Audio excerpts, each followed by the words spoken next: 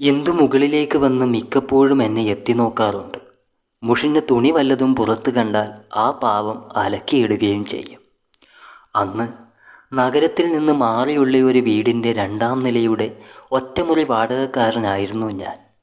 വീട്ടുടമയുടെ കുടുംബവും ജോലിക്കാരി ഇന്ദുവുമാണ് താഴെയുള്ള താമസക്കാർ. വിശാലമായ ടെറസാണ് എൻ്റെ മുറ്റം. വീടിൻ്റെ ചുമരിനോട് ചേർന്ന് തന്നെ ഞാനൊരു ഗ്രാൻഡിഫ്ലോറ റോസ് ചെടി വളർത്തുന്നുണ്ട്.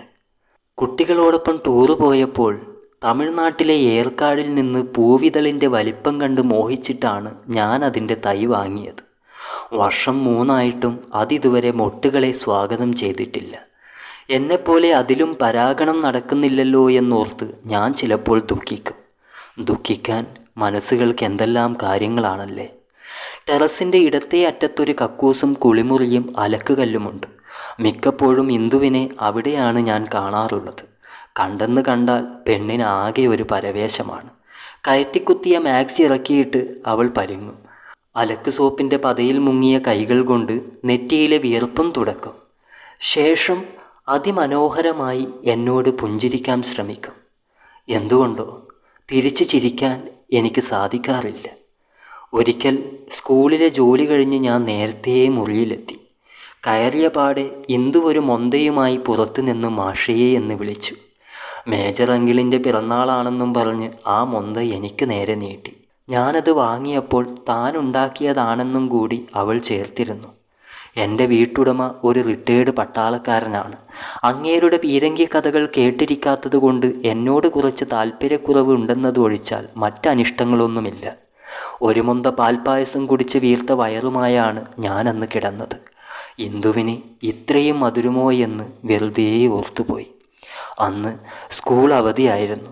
കഥക് ചുമ്മാതൊന്ന് ചാരിയിട്ട് ഞാൻ നഗരത്തിലേക്ക് പോയി. തിരിച്ചു വരുമ്പോഴേക്കും എൻ്റെ മുറി ഒരു കൊച്ചു വായനശാലയെപ്പോലെ ആരോ അടുക്കി പെറുക്കി വെച്ചിരിക്കുന്നു. ഇന്ദുവല്ലാതെ ആരാണല്ലേ. ആദ്യ കാഴ്ചയിൽ വളരെയധികം എനിക്ക് ഇഷ്ടപ്പെട്ടുവെങ്കിലും അത്രയും വൃത്തിയുള്ളൊരു മുറിയെ ഉൾക്കൊള്ളാൻ എനിക്ക് സാധിച്ചില്ല. പിറ്റേന്ന് ഇന്ദു ഒരു ബക്കറ്റ് തുണിയുമായി അലക്കാൻ വന്നപ്പോൾ അനുവാദം ചോദിക്കാതെ എൻ്റെ മുറിക്കുള്ളിൽ പ്രവേശിച്ചതിന് ഞാൻ വഴക്ക് പറഞ്ഞു. വഴക്ക് അത്രയും നന്നായതുകൊണ്ടായിരിക്കണം പെണ്ണ് അലക്കാതെ കരഞ്ഞുകൊണ്ട് താഴത്തേക്ക് ഓടിപ്പോയത്. അതിൽ പിന്നെ ഇന്ദു എന്നോട് സംസാരിച്ചിട്ടില്ല. കണ്ടാലും കണ്ടില്ലെന്ന് നടിക്കും. അവളുടെ നോട്ടം എൻ്റെ കണ്ണുകളിൽ കൊള്ളുമ്പോൾ തന്നെ അവകൾ തെന്നിമാറും. ഇടയ്ക്കൊക്കെ രാത്രിയിൽ മാനം നോക്കി ടെറസിൽ മലർന്നു കിടക്കുമ്പോൾ ഞാൻ ഇന്ദുവിനെ ഓർക്കാറുണ്ട്. താഴെ അവൾ എന്നെ ഓർത്തിരിപ്പുണ്ടോ എന്ന് വെറുതെ ആലോചിക്കാറുമുണ്ട്. എനിക്ക് ഇന്ദുവിനെ ഇഷ്ടമല്ലേ എന്ന് ചോദിച്ചാൽ ആണെന്നല്ലാതെ മറ്റൊരു ഉത്തരമില്ല. അവളുടെ ഉള്ളിലുള്ളതുപോലെ ജീവിതത്തിൽ ഒരു ഇണ വേണമെന്ന് ജീവൻ അതിൻ്റെ എല്ലാ വീര്യത്തോടും കൂടി ആയുസ്സിൽ മുട്ടുന്ന പ്രായമാണ് എനിക്കും. എന്നിട്ടും ഞാൻ ഇന്ദുവിനെ മാറ്റി നിർത്തുന്നുണ്ടെങ്കിൽ അവളെ എനിക്ക് അത്രയ്ക്കും ഇഷ്ടമായതുകൊണ്ടായിരുന്നു. അല്ലെങ്കിലും ആത്മാർത്ഥമായി നമ്മളോട് അടുക്കാൻ ശ്രമിക്കുന്നവരെ തിരിച്ചിഷ്ടപ്പെടാതിരിക്കാൻ ആർക്കാണ് സാധിക്കുകയല്ലേ. ഇന്ദു ആഗ്രഹിക്കുന്നത് പോലെ ഒരു ജീവിതം ഒരിടത്തും സ്ഥിരത പുലർത്താത്ത എന്നിൽ നിന്നും അവൾക്ക് കിട്ടില്ല എന്ന ബോധ്യം എനിക്കുണ്ട്. ഒരിടത്ത് മാത്രമായി മരിക്കുവോളം ചുരുളാനോ ഒരു പെണ്ണകത്ത് മാത്രമായിട്ട് ഉണരാനോ എനിക്ക് സാധിക്കില്ല. അവളെ അനുഭവിക്കാൻ മാത്രമായൊരു സ്വാർത്ഥബോധം എന്നിൽ നിറക്കാനും കഴിയുന്നില്ല. ഞാനൊരു കുട്ടിയുടെ കയ്യിൽ നിന്ന് അപ്രതീക്ഷിതമായി മാനത്തേക്ക് വിട്ടുപോയൊരു പട്ടമാണ്. കാണുമ്പോൾ കൗതുകകരമാണെന്ന് തോന്നിയാലും ഈ സഞ്ചാര ജീവിതം ഒട്ടും സുരക്ഷിതമല്ല. മാസം 2 കഴിഞ്ഞപ്പോൾ സ്കൂൾ അടച്ചു. ഞാൻ എന്നെ മറ്റൊരിടത്തേക്ക് പറിച്ചു നടാനും തീരുമാനിച്ചു. ഈ മാസം തന്നെ വീടൊഴിയുകയാണെന്ന് പറഞ്ഞപ്പോൾ മേജർ അങ്കിൾ തലയുയർത്തി എന്നെ ഒന്ന് നോക്കുക മാത്രം ചെയ്തു. മുറ്റമടിച്ചുകൊണ്ടിരുന്ന ഇന്ദു അത് കേൾക്കുകയും അകത്തേക്ക് പോയതും ഞാൻ ശ്രദ്ധിച്ചിരുന്നു. പിറ്റേന്ന് അലക്കാൻ വന്ന ഇന്ദു പതിവ് തെറ്റിച്ച് എന്നോട് സംസാരിച്ചു. പല്ലു തേച്ചുകൊണ്ട് ഞാനപ്പോൾ എൻ്റെ ഗ്രാൻഡിഫ്ലോറ റോസിന് വെള്ളമൊഴിക്കുകയായിരുന്നു. ഞാനുള്ളത് കൊണ്ടാണോ പോന്നേ? കവിളിൽ നിറയെ പെപ്സുഡൻ പതയുമായി അല്ല എന്ന അർത്ഥത്തിൽ ഞാൻ തലയാട്ടി. തന്നെ ഇഷ്ടമല്ലാത്തത് കൊണ്ടാണോ എന്ന് അവൾ ചോദിച്ചു. പത തുപ്പിയിട്ട് അതിനും അല്ലെന്ന് ഞാൻ പറഞ്ഞു. പിന്നെ പോകാൻ തോന്നുന്നു. ഇന്ദുവിന് അപ്പോൾ മറുപടി ഉണ്ടായിരുന്നില്ല. ആരോടോ ഉള്ള പിണക്കം പോലെ കൊണ്ടുവന്ന തുണികളെല്ലാം കുത്തിത്തിരുകി അവളിൽ നിന്ന് ആ സങ്കടം പുറത്തു വന്നു. ചില ചെറു പിണക്കങ്ങളും ദേഷ്യങ്ങളുമെല്ലാം സങ്കടത്തിൻ്റെ കടലിറങ്ങിയ തീരം പോലെയാണല്ലോ, അടുത്ത തിരക്ക് അപ്രത്യക്ഷമാകാൻ കാത്തിരിക്കുന്ന മണൽത്തരികൾ പോലെ. അന്ന് ഞാൻ എൻ്റെ ചെറു ബാഗിൽ കൊള്ളുന്ന സാധനങ്ങൾ മാത്രമെടുത്ത് ഇന്ദുവിനോട് യാത്ര പറയാതെ ഇറങ്ങി. കൂടെ വിളിച്ചിരുന്നുവെങ്കിൽ അവൾ വരുമെന്നുള്ളത് എനിക്ക് തീർച്ചയായിരുന്നു. എവിടെയെങ്കിലും മാറി നിന്ന് ഞാൻ മറയുന്നത് വരെ അവൾ എന്നെ നോക്കി നിന്നിട്ടുണ്ടാകും. കൂടെ വരുന്നോ ഇന്ദുവെന്ന് ഞാൻ ഉറക്കെ വിളിച്ചു ചോദിക്കണമെന്ന് അവൾ അതിയായി ആഗ്രഹിച്ചിട്ടുമുണ്ടാകും.